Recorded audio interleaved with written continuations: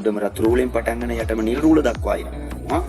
ඊට පස්සේ මේ උඩම නිල් රූලේ ඉඳලා මෙන්න මේ විදිහට ආනතියකට ඉර වදින්න ඕනේ. ඒ විදිහටම මේ පැත්තේ මේ විදිහට පොඩ්ඩක් ඇද කරලා ඉර වදින්න ඕනේ. ඊපස්සේ සිම්පල් කේ උඩම රතුරු වලින් ඉඳලා යටම නිල් රූල දක්වා ඉරලා අර විදිහටම ඇදයට මේ විදිහට පොඩි ඉරි කැලි දෙකක් වදින්න ඕනේ.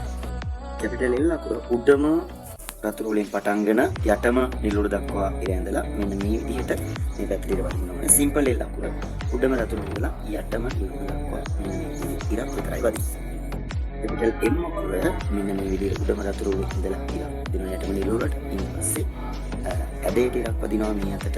ඒ විදිහටම මේ රතුරු ඉඳලා නැවත අරකට කොටසට සම්බන්ධ වෙන විදිහට ඇඳලා ඊට පස්සේ මෙන්න මේ විදිහට උඩ ඉඳලා පහළට ඉර වදින්න ඕනේ.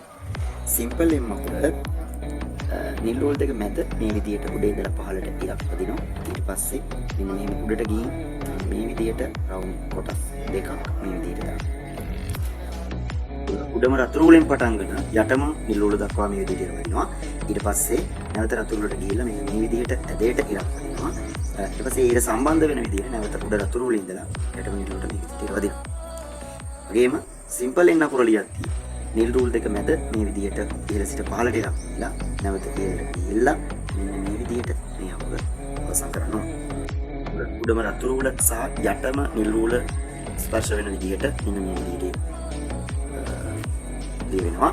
ඊට පස්සේ නිල් රූල් දෙක මැද ඕ අකුර